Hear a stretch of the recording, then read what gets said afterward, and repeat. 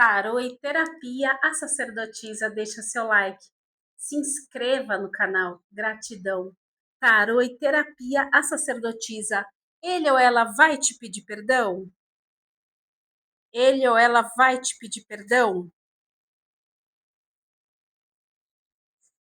Olha, eu não vejo aqui cartas de perdão. Eu sinto aqui cartas de uma pessoa que tem muito sentimento por vocês, tá? Porque o navio, ele representa sentimentos profundos, tá?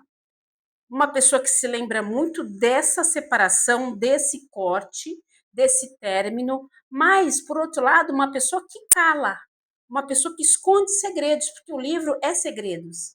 Então, é uma pessoa que esconde as coisas. Então, eu não vejo agora, pode ser que amanhã essa pessoa decida fazer, claro, a gente está sempre mudando, mas agora não.